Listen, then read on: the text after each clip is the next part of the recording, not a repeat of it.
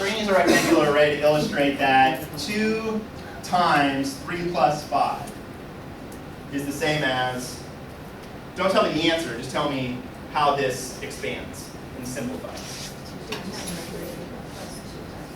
2 times 3 plus 2 times 5. You'll notice, by the way, I am using the x for multiplication.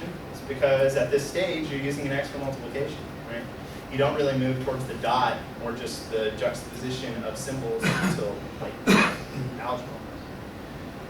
Okay, so I'm going to draw one picture that illustrates both sides of this equation, right? And just like one picture illustrated the commutative property, it just depends on how you looked at the picture. And one picture illustrated the associative property with the flowers. It just depends on how you counted the flowers. So one picture is going to illustrate the distributive property.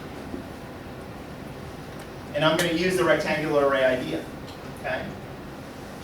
2 times 3 plus 5 is 2 rows. Okay?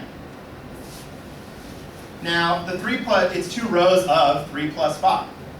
And we can do the arithmetic. 3 plus 5 is 8. 1, 2, 3, 4, 5, 6, 7, 8, 9. So to illustrate the distributive property, I'm just going to do this. I guess I didn't really need another color. Color. Do you need a, I have a red one. Already doing it. But thanks. This does. This is it. Right? Does everyone see it? So one way of looking at this picture is just, I mean, the left-hand side is really 2 times 8, right? It's 2 rows of 8 objects. So in one way of looking at this picture, if you ignore the shading, you've got 2 rows of 8 objects, right? But the right-hand side, what's the blue? Don't say 6. What's the blue? And what's the black? There you go. Right. There's the distributive property right there.